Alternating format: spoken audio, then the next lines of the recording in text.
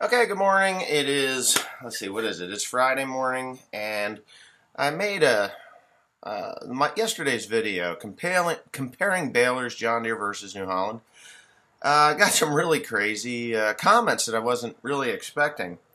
So I decided today that I'm actually just going to read some of those comments and maybe answer some of the questions that you guys are wondering why I would even care what the baler is doing. Now I got to move my little photograph thing here so I'm looking right at you.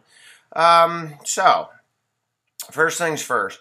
I have just the regular comments that made it through the right to the front page of the thing, and then I got a review comments section. And why did I just disappear up there? I guess it doesn't really matter too much, but anyway. So what I'm going to do is I'm just going to read some of these comments and explain them. All right, so it says, it's a bloody bale. This is Dark Clouds Incorporated. It's a bloody bale. Who cares, honestly? Question mark. Yes, the John Deere bale looks better, but is it worth the money when you got the New Holland? Definitely not. Well, I've said this 1,000 times. I trade my balers 2 seasons. Gone. What I'm looking for is reliability. Obviously, I don't have that in the New Holland. So, in the reliability of the New Holland pickup it's just terrible. It's terrible. The rest of the baler, 100% go. It's get up and go. I mean, it's really a good baler. This is the end of its 2nd season. So I'm buying another baler, whether it be a Massey Ferguson, a New Holland. Not going to happen. John Deere, Krona, however you say it. Boy, this light is awful bright. Let me do... that ain't working. Maybe I do. I don't know, this crazy thing. Trying to set this mess up is a pain in the ass. So, anyways, now, I'm buying a John Deere or a Krone. Massey Ferguson I went out and looked at yesterday, and the dealer just...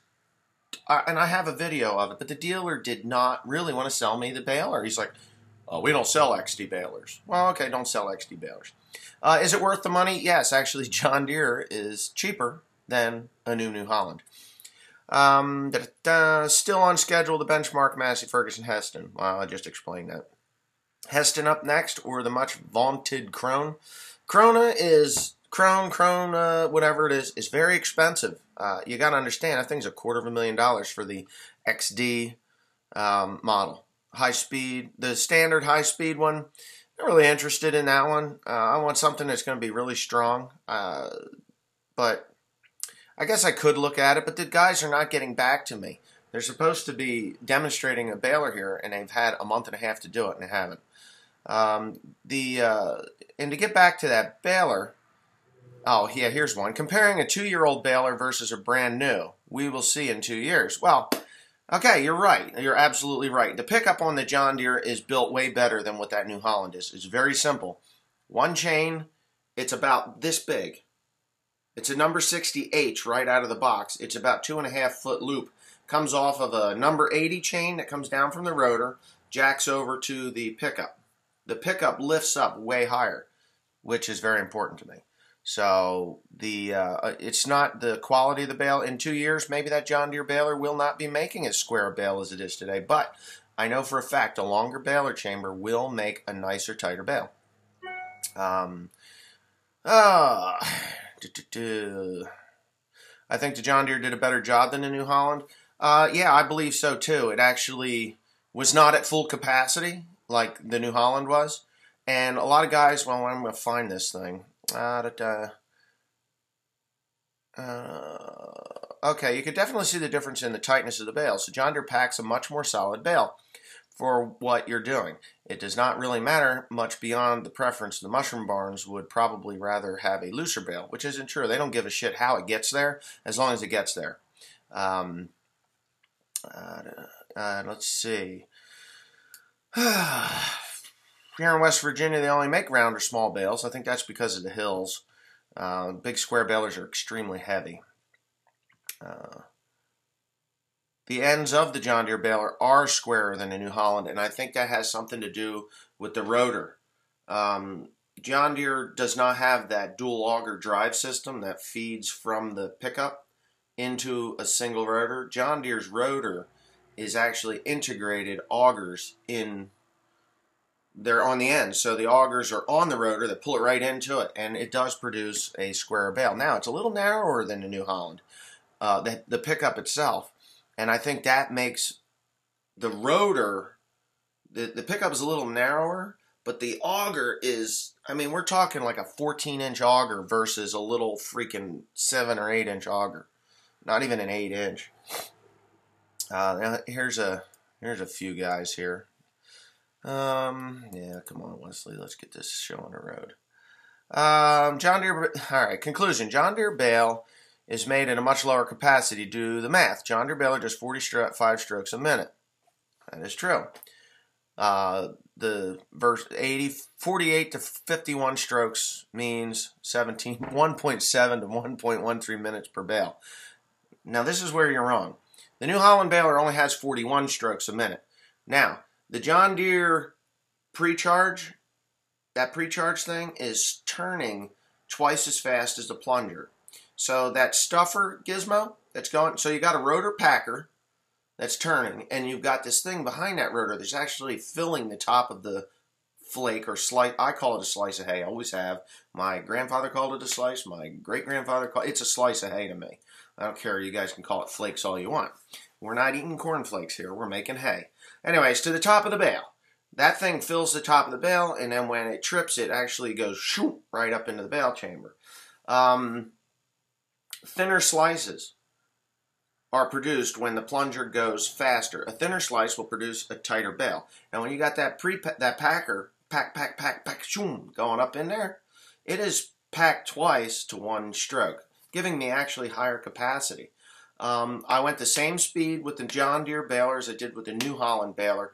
The New Holland baler, and I know I read somewhere, someone was talking about, what the hell were they saying? They were saying, oh, well, you could adjust the baler to make the thinner slices with the New Holland.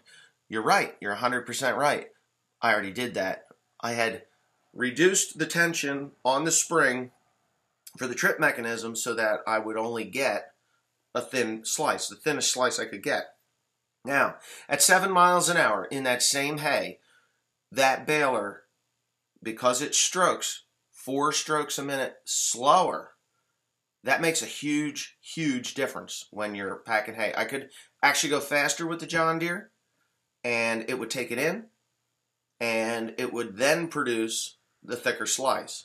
But what I was doing was comparing the balers at the same speed with the same pressure as what the New Holland had. Now, here's where things go a little crazy with the John Deere. John Deere's compressors, the hydraulic cylinders that compress the bale, are actually more towards the back of the compression chamber than the New Holland. So if New Holland's pressure is applied closer to the plunger, 1,400 pounds of pressure on those boards is actually less than the John Deere at where it's positioned at 1,400 pounds. I had 1,450 on the New Holland. Now, the bales from the John Deere are naturally going to be compressed tighter. The real crazy thing was I was compressing a tighter bale with less string. I had still six tie, but I was only using 500 knot strength twine. That's what it came through with. And I was using 550 on the New Holland. If I went to 1450 with the New Holland, 1500, boom, start blowing up strings because of the shorter bale chamber. What happens is the bale, as it comes through the bale chamber, it actually has to set the knot. Now, if that knot doesn't set properly, it puts an extremely large amount of strain on that knot before it gets out. It's actually still compressing and doing this as it's coming out of the bale chamber from the New Holland. But because the John Deere is so long, it's so much less, plus the thinner slices, because it does stroke faster. I don't get all that. And that's why I did that. Now, this video is getting pretty long. Let me go down to something different here. Maybe we can come up with something a little better. The John Deere bale does look nicer, but to me a bale is a bale. I don't think the Mushroom Barn cares what it looks like. That is very true. The Mushroom Barn doesn't care what it looks like. I care what it looks like. Stackability in the field. If you've got a bale that's misshapen or soft on the top, it starts doing this. When you stack them, they fall over. And then you got a mess.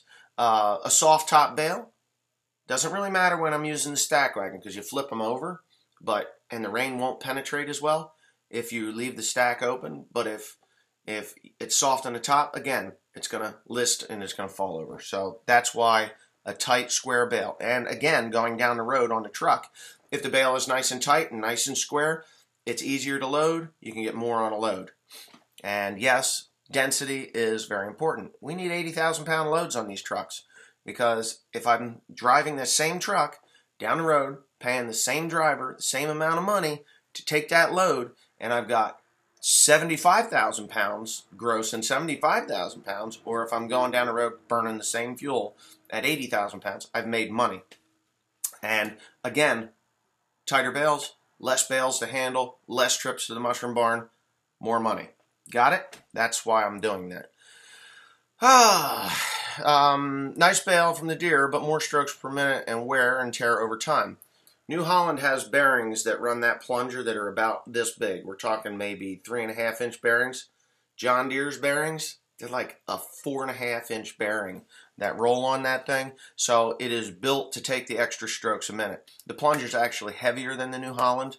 That baler is technically a standard pack baler, where New Holland uses this camshaft or crankshaft design. New Holland, Heston does it, but John Deere is a rotor design, and that thing just spins, and it's actually a lighter rotor than what the crankshaft is, but they weigh the same as the standard baler. Actually, they weigh a little bit more. They're closer to 10,000 kilograms. New Holland with their standard baler is actually 9,600.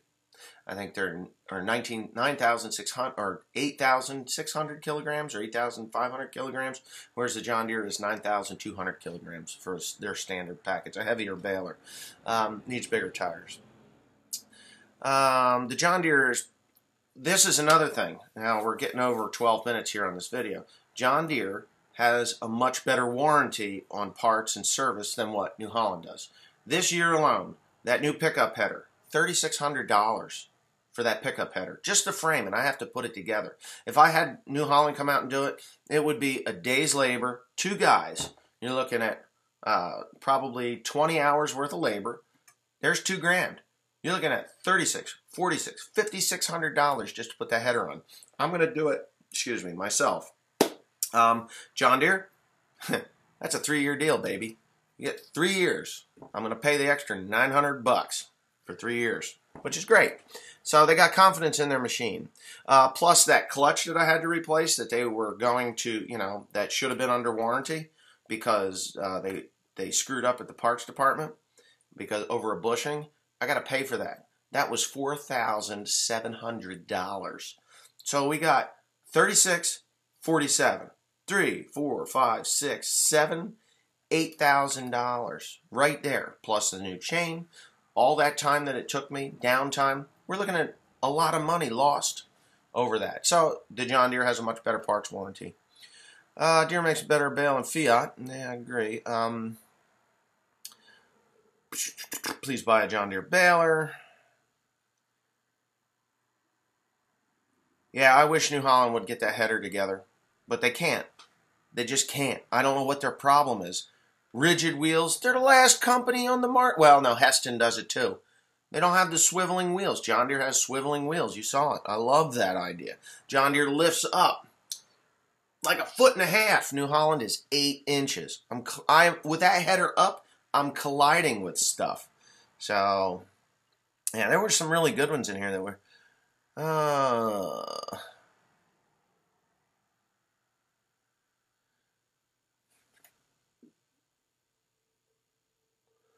The Massey Ferguson baler, I'm telling you, the guy didn't want to sell me a baler. He was trying to sell me an old BB9080. I don't want a BB9080. I'm buying a new baler. He says, you need 2 balers. Well, I don't think I do. I need one good one that's going to work all day, every day. That's it. I don't mind being down a day or two with a broken something, but when it took me a month to get that header, by the way. John Deere bale looks tighter. John Deere bale looks nicer than New Holland. In my opinion, I'm a John Deere diehard. Previously stated, I doubt the Mushroom Barns care. Yeah, well, they don't. It's about the same, I'd say. In your situation, I would get the John Deere and keep the New Holland as a second baler. These things are $150,000. That's if I have two. I still have to finish paying for the New Holland, which I have about $100,000 in equity in that thing. And the New Holland, it's a New Holland. I don't want it. I want one that works. I don't want one that I have to work on. Oh, yeah. Okay, I think I'm about done here. There's so many comments.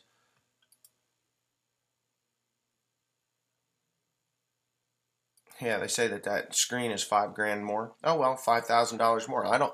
You know what? If the touch screen on the New Holland, they wanted $5,000 more for that too.